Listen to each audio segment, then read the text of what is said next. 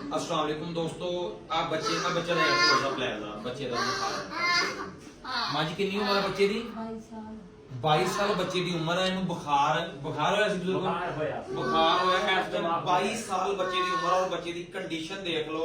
नेमत अल्लाह पाक दी बहुत अफजल तो अफजल है, लेकिन मेरी समझ मुताबिक सेहत तो अफजल नेमत कोई नहीं।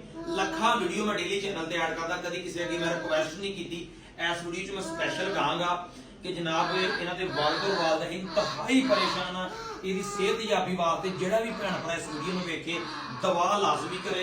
बच्चे दे मगज हराम जिहड़ा स्पाइनल कार्ड हुंदा यानी मगज हराम हुंदा मुकम्मल तौर ते सुकड़ गया है, पट्ठे मुकम्मल डेड हो गए। 22 साल बच्चे दी एज है, इतना बिल्कुल कम रह गया। इंशाअल्लाह ताला अल्लाह पाक का नाम लैके मेडिसिन देने लगे हैं और सोना रब फजले खुदा करम करेगा। और तमाम दोस्तों का रिक्वेस्ट भी है कि इस बच्चे वास्ते लाजमी दुआ करो। इन्हां दी फैमिली इंतहाई ज्यादा परेशान है, अल्लाह पाक इन्हां नूं सेहत देवे, शफा देवे, अल्लाह पाक करम करे यार।